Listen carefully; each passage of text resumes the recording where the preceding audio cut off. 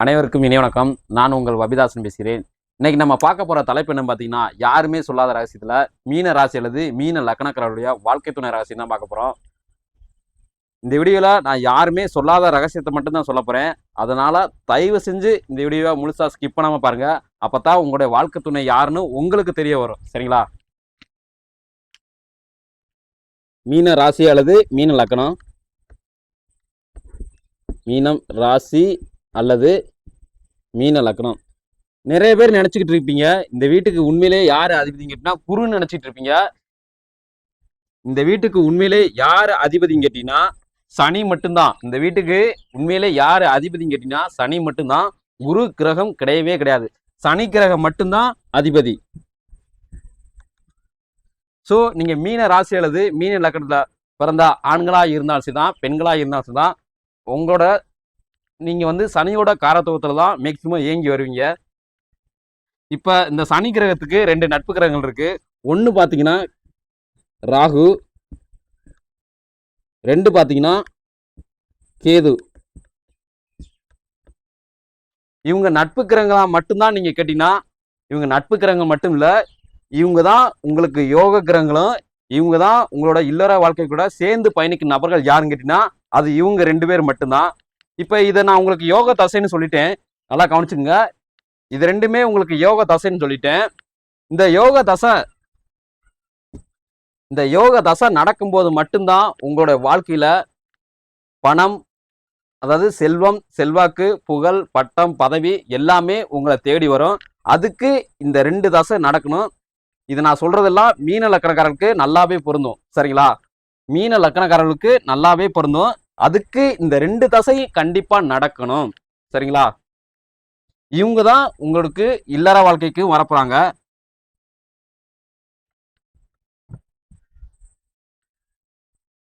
இது காலச்சக்கரம்.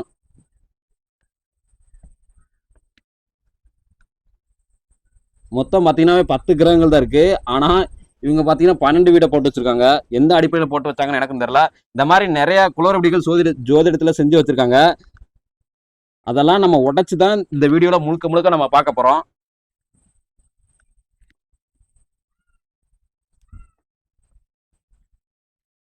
இப்ப இந்த வீட்டுக்கு சனி கிரகம் மட்டும்தான் அதிபதி. நல்லா தெரிஞ்சுக்குங்க மீனராசி அல்லது மீன லக்ன நண்பர்களே, இந்த வீட்டுக்கு மட்டும்தான் சனி அதிபதி. நீங்க நினைப்பீங்க இந்த வீட்டுக்கு அதிபதி, இந்த வீட்டுக்கு அதிபதி. இந்த வீட்டுக்கு அதிபதியே கிடையாது. இங்க இருக்கிற கும்ப வீட்டுக்கு அதிபதி கிடையாது. இங்க இருக்கிற மகர வீட்டுக்கும் சனி பகவான் அதிபதியே கிடையவே கிடையாது. இங்க இருக்கிற மீன வீட்டுக்கு மட்டும்தான் சனி அதிபதி. மீன ராசி அல்லது மீன லக்ன நண்பர்களே, நல்லா கவனிச்சுங்க. இந்த வீட்டுக்கு மட்டும்தான் சனி அதிபதி. இப்போ உங்களுக்கு வாழ்க்கை துணையா வரக்கூடிய யாருன்னு கேட்டீங்கன்னா இங்க இருக்க ராகுவும் இங்க இருக்க கேதுவும். அவங்களுடைய வீடு இந்த 12 கட்டத்துல எங்க இருக்குன்னு கேட்டீங்கன்னா இந்த 12 கட்டத்துக்குள்ளதான் இருக்கு. ஆனா மொத்தமே 10 கிரகங்கள் தான். இப்ப பாத்தீங்கன்னா கேதுவுடைய வீடு இது, இது ராகுவுடைய வீடு. இங்க இருக்க துலாமு, நல்லா கவனிச்சுங்க. இங்க இருக்கிற துலாமு, இங்க இருக்கிற விருச்சகம்.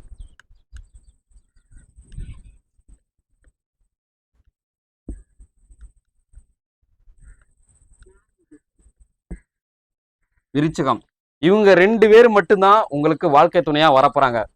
நல்லா கவனிச்சுங்க. மீனராசி அல்லது மீன லக்கணத்தை பிறந்த ஆண்களா இருந்தாலும் சரிதான், பெண்களா இருந்தாலும் சரிதான். மீனம் ராசி அல்லது லக்னம். இந்த வீட்டுக்கு எந்த கிரகம் அதிபதினா சனி கிரகம் அதிபதி.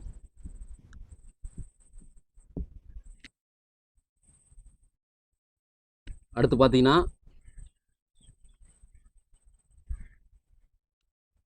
துலாம் ராசி அல்லது லக்னம். இந்த வீட்டுக்கு எந்த கிரகம் அதிபதி பார்த்தீங்கன்னா கேது.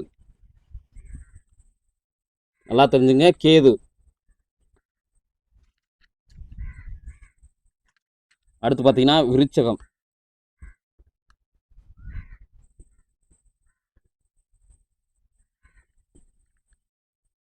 ராசி அல்லது லக்னம்.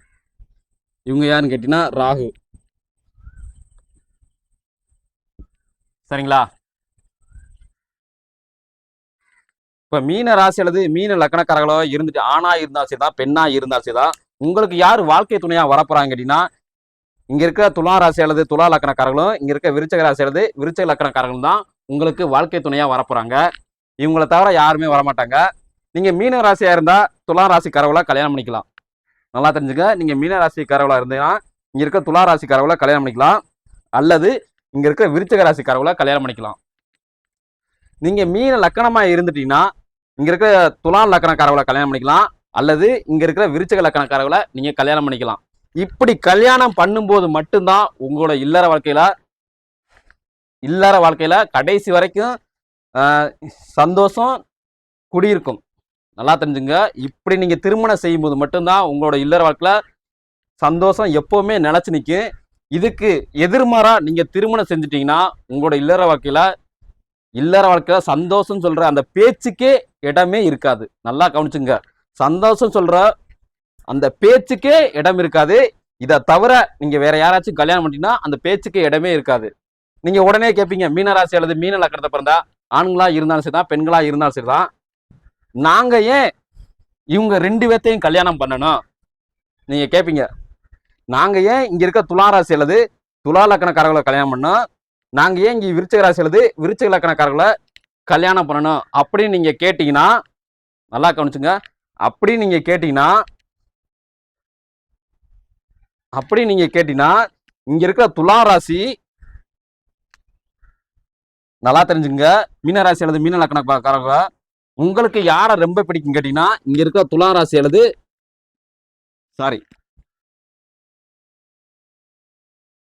இங்க இருக்கிற விருச்சிக ராசி அல்லது விருச்சிக லக்கணக்காரர்கள் தான் உங்களுக்கு ரொம்ப பிடிக்கும். மீனராசி அல்லது மீன லக்கணத்துல பிறந்தா ஆண்களா இருந்தா சரிதான், பெண்களா இருந்தா சரிதான், உங்களுக்கு யாரை பிடிக்கும் கேட்டீங்கன்னா இங்க இருக்கிற விருச்சிக ராசி அல்லது விருச்சிக லக்கணக்காரர்கள் தான் ரொம்ப பிடிக்கும். இங்க இருக்கிற துலா ராசிக்காரங்க துலா லக்கணக்காரங்களுக்கு தான் உங்களை ரொம்ப பிடிக்கும்.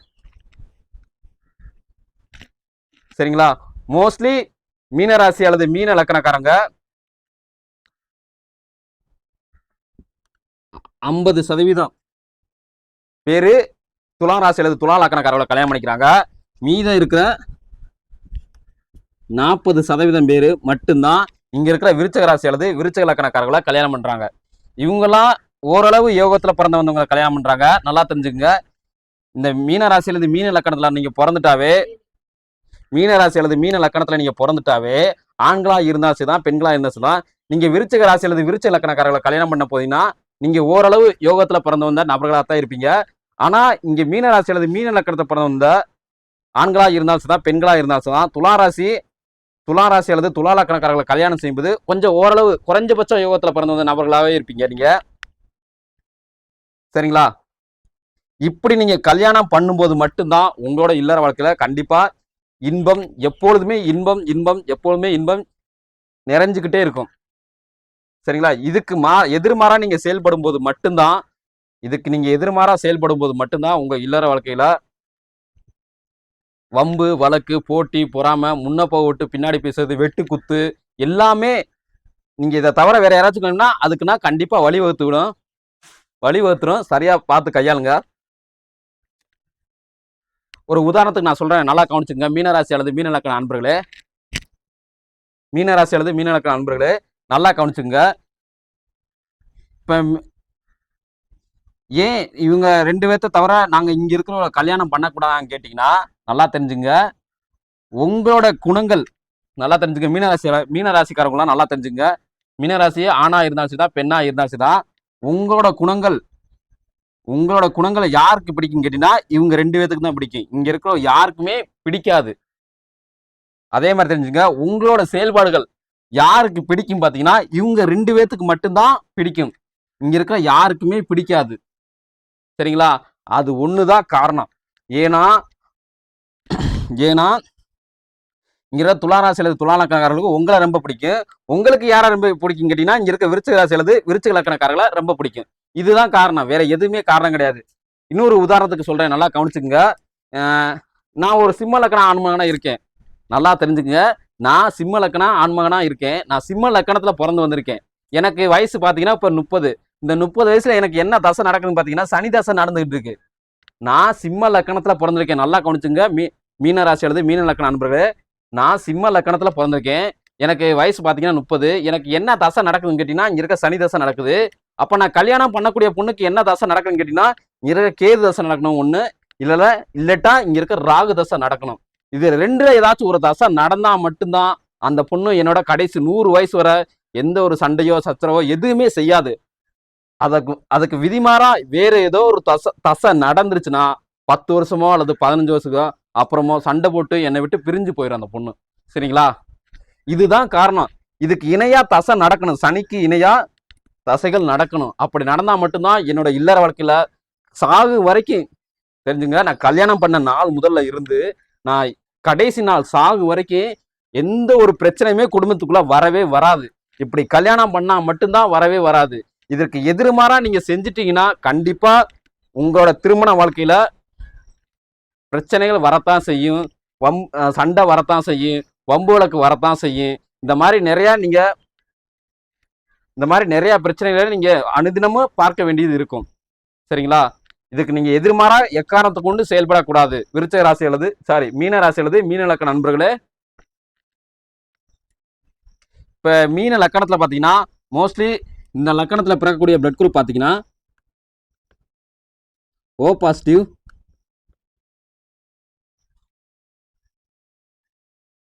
இப்ப நீங்க விருச்சிக லக்கணமா இருந்துட்டீங்கன்னா இங்க வரக்கூடிய பிளட் குரூப் பாத்தீங்கன்னா பி பாசிட்டிவ். இதுவும் ஓ பாசிட்டிவ் தான் வரும். பி பாசிட்டிவ் தான், மன்னிச்சுங்க. B positive. நீங்க கேது லக்கணமா இருந்துட்டீங்கன்னா உங்களுக்கு ஏ பாசிட்டிவ் பிளட் குரூப் வரும். சரிங்களா? இப்ப இதுக்கு சனிக்கு உண்டான மாசம் பாத்தீங்கன்னா புரட்டாசி மாசம். இந்த பிளட் குரூப் எல்லாமே நல்லா கவனிச்சுங்க. மீனராசி அல்லது மீன லக்கண நண்பர்களே, நான் பிளட் குரூப் எல்லாமே லக்கணத்துக்கு தான் சொல்லியிருக்கேன். மீன லக்கணமா இருந்துட்டீங்கன்னா உங்களுக்கு வரக்கூடிய பிளட் குரூப் ஓ பாசிட்டிவ். நீங்க விருச்சிக லக்கணமா இருந்துட்டீங்கன்னா உங்களுக்கு வரக்கூடிய பிளட் குரூப் பி பாசிட்டிவ். இது துலா லக்கணமா இருந்துட்டா இந்த லக்கணத்துல ஏ பாசிட்டிவ் வரும். இதுக்கு உண்டான மாசம் பார்த்தீங்கன்னா புரட்டாசி மாசம்.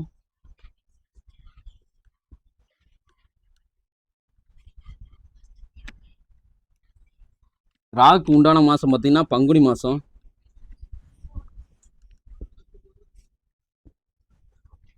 இதுக்கு உண்டான மாசம் பார்த்தீங்கன்னா ஐப்பசி மாசம்.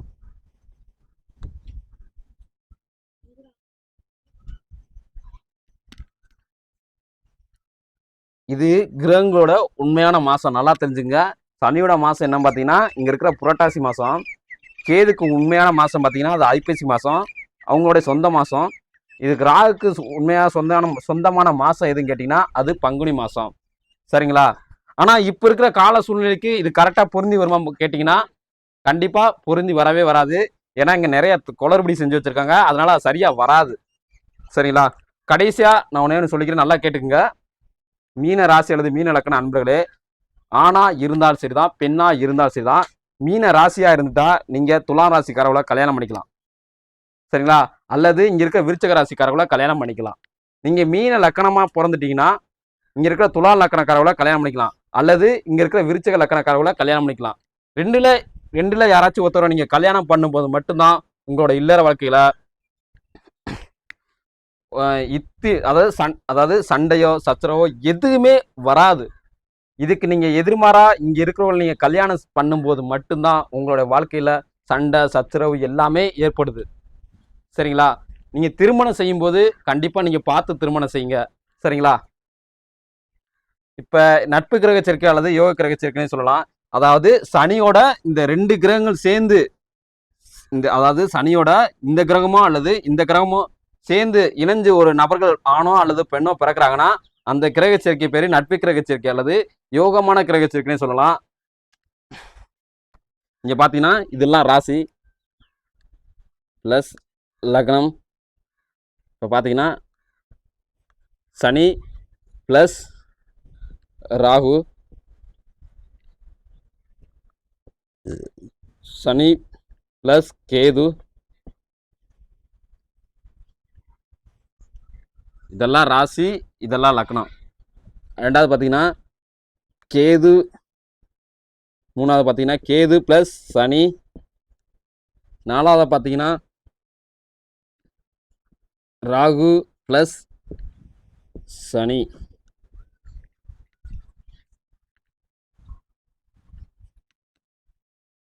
இதெல்லாமே நட்பு கிரக சேர்க்கைன்னு சொல்லலாம். இதெல்லாமே யோக கிரக சேர்க்கைன்னு சொல்லலாம். எப்படி வேணாலும் சொல்லலாம்.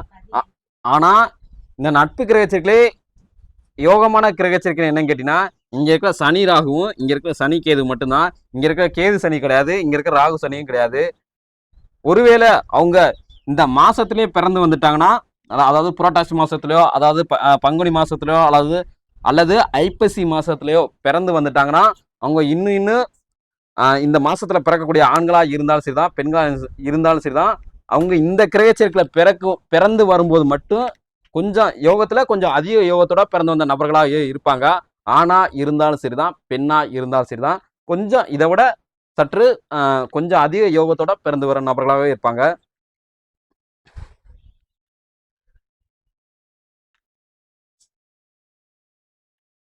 மறுபடியும் சொல்றேன், நல்லா கவனிச்சுங்க மீன ராசி அல்லது மீன லக்ன நண்பர்களே. உங்களோட திருமண